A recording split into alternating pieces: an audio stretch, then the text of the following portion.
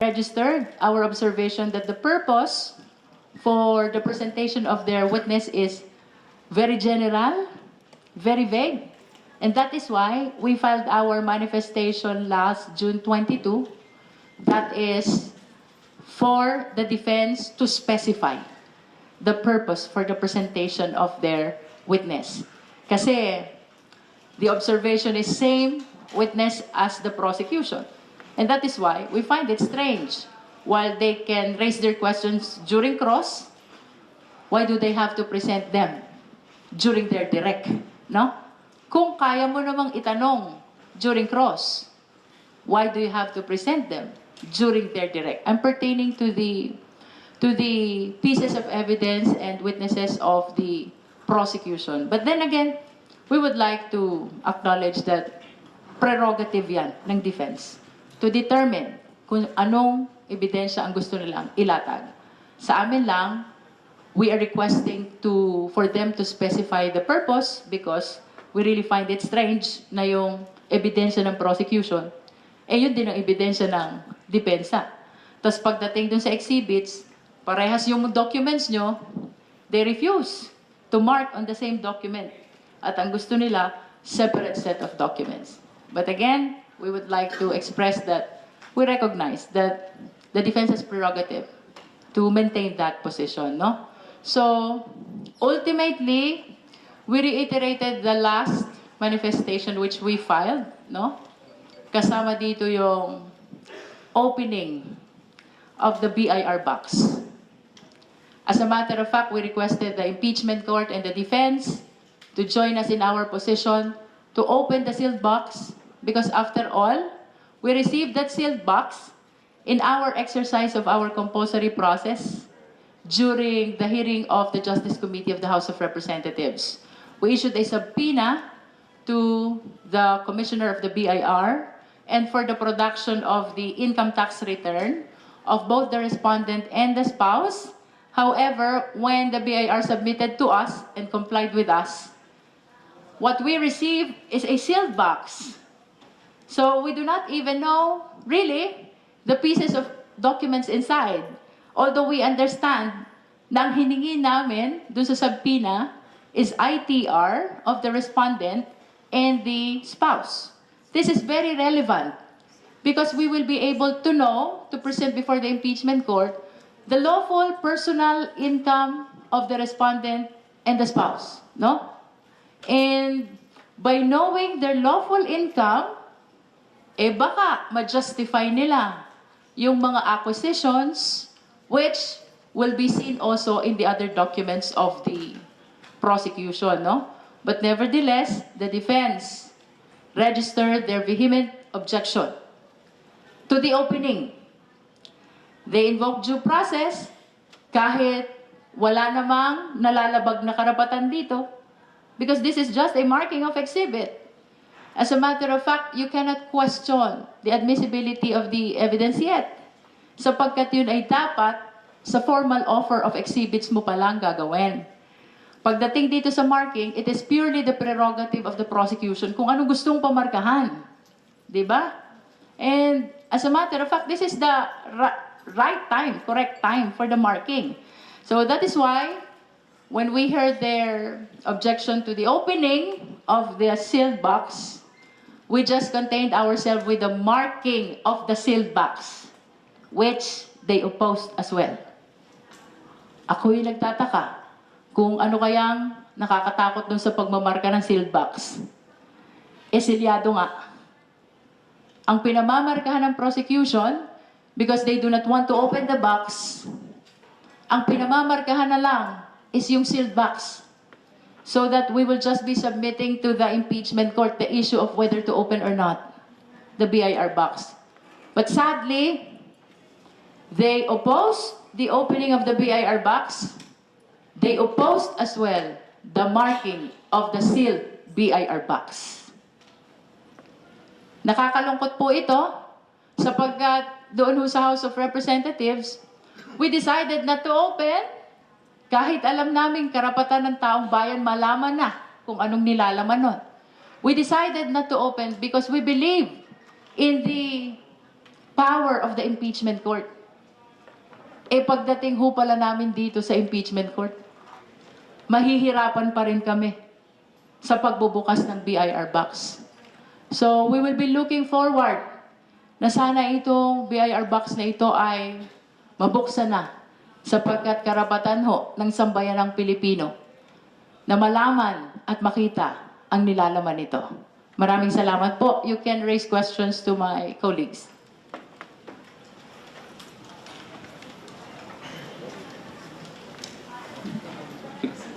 Hello po, good evening. I'm Lance po from Newswatch Plus. So regarding po dun sa BIR box, safe to say no, the decision on this mangyayari na mismo sa trial proper sa mismong paglilitis.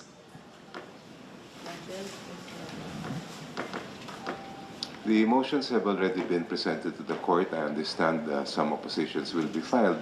So the court may decide that either before or during the first day of the trial. Hindi natin masasabi. Nasa kanila yun.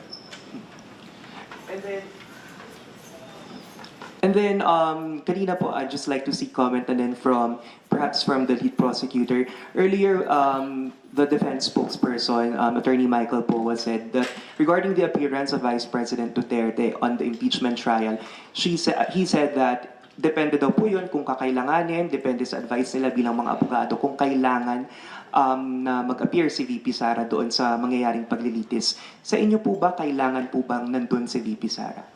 I understand that that is her prerogative, whether to appear or not. And her non-appearance will simply be deemed as an entry of a plea of not guilty. Nevertheless, in my personal opinion, appearing before the impeachment court is likewise a constitutional duty, which public officials must comply. This is what we meant by public offices in public trust, and public officials must be accountable to the people at all times. Good evening po. I'm Jairo Boleda from Rappler. Just a procedural question. If ever the impeachment court decides to open the box, will they open the box like sila po mismo or will they subpoena the BIR itself to open the box according to tax code po ba or ano po ba implementing rules nun? Thank you po. For the record, yun pong box na yon ay transmit ng House dito sa Senate when we transmitted the articles of impeachment. So it is in the custody of the Senate. So I don't know, to your question, whether mangangailangan pa ba sila ng subpoena, when in fact, the sealed BIR box is already in the custody of the Senate. Hello, good evening po. Angelo po, Pambombo Radyo. Kung despite na hindi po nabuksan itong BIR box, masasabi niyo pa rin po ba na pumabor sa inyo itong pre-trial? Definitely. Sapagkat ever since our objective is to finish expeditiously, no? That is why during the first PTC, madaming nire-raise yung defense, which clearly are not within the purview of the pre-trial conference. We opted not to engage with the defense with respect to the issues which are being raised, like the determination of 2/3 threshold, no? The allegation that we did not transmit all the exhibits and documents to the respondent. It was a clear position not to engage with those issues because our objective ever since is to finish this pre-trial conference expeditiously. And that is why we would like to express our thanks to the impeachment court because the goal was achieved. Because just today, the pre-trial conference has been terminated.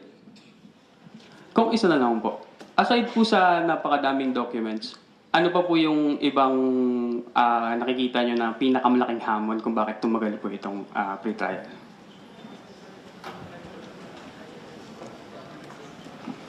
Well, unang-una, kagaya ng binanggit kanina ni Chair Jinky, dun sa marking of evidence, sa isang dokumento po pwede naman po na both yung prosecution at saka yung defense, sa isang dokumento pwedeng magmarkahan na parehas dyan para maka-save tayo ng oras. Pero pinilit pa rin po nila na magmarka sila ng sarili nilang dokumento samantalang parehas lang naman ang nilalaman at content nitong dalawang dokumento. So kagaya ng kaniyang binabanggit, Kung halimbawa, yung pagmamarka ng isang dokumento, tumatagal ng 5 minuto, nadodoble. Kasi bukod sa pagmamarka, pipirmahan pa to ng mga both ng prosecution, ng defense, at saka ng mga doon sa impeachment court. So, dumadami at humahaba yung proseso, nadodoble. Pero kung sabi po ni Attorney Powa kahapon, may incident po daw sa markings na nagkulang po daw yung document nyo ng isang page. Isolated lang po yun. Hindi naman po sa lahat ng pagkakataon. Nangyayari naman po yan. Dagdagan ko lang yung sinabi ni Kong Joel, ha? For DEPs, document evidencing payment, no? For OVP and DepEd, we're talking about 1,900 plus for DepEd and 2,000 plus for OVP. 4,000 in total, no? So, mamarkahan niya ng prosecution individually. And then because they refuse to agree that we mark in the same document, then they have to mark as well those 4,000 exhibits, which likewise form part of their documents. 8,000 in total ang DEPs. Kongs Mary Monreyes po from One News. Makikitanong lang din po sana, di ba po part ng pre-trial brief po ng prosec yung box? Tama po ba? That's correct. Okay po. So how does it work po ba? Nabanggit nyo dapat magpirmahan. So since hindi pumayag ang defense, walang pirmahang nangyari po tungkol doon sa box to be marked. Well, wala namang permahang mangyayari, no? Except that they manifested their intention to file comment, which we interpreted as objection to our position to open the box. But to your question earlier as to whether that box is part of the pre-trial brief and the manifestation, yes, they are part. Not only the contents, but even the sealed box itself. Pero hindi naman po ibig sabihin na hindi siya namarkahan. Well, for the record lang din po for soundbite, hindi naman porket hindi siya namarkahan ngayon, out of the presentation na po siya. It will be subject to the judgment, prerogative of the impeachment court. But of course, ito po'y karapatan ng sambayan ng Pilipino na makita kung anong nilalaman ng box. Hindi po kami naglakas ng loob sa House because we understand that we are not the impeachment court. But we have the highest regard to the impeachment court na dito makikita na ng sambayan ng Pilipino ang laman ng BIR box. But to our surprise, tinanggihang buksan at tinanggihan ding markahan even the sealed box.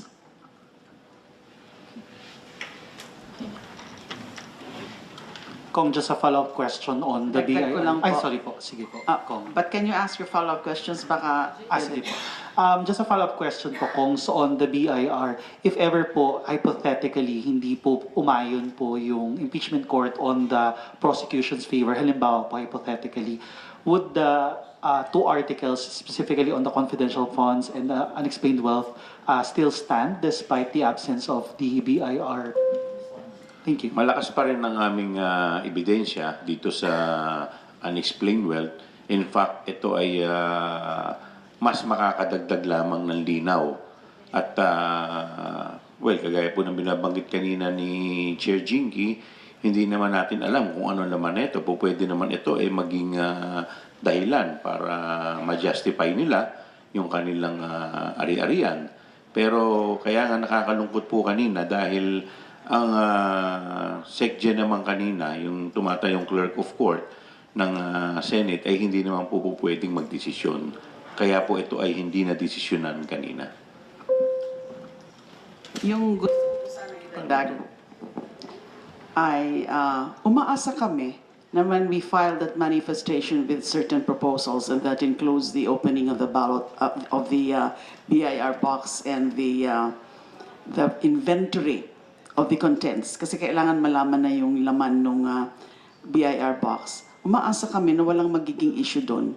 Kasi sila mismo, doon din sa kanilang pre-trial brief, ay meron din silang reserve evidence and relating to BIR submissions. So katulad mo sa pre-trial brief na sinubmit ng prosecution, meron doon about tax records and reserve documents, and therefore, ganon din doon sa defense, meron din sila ganon.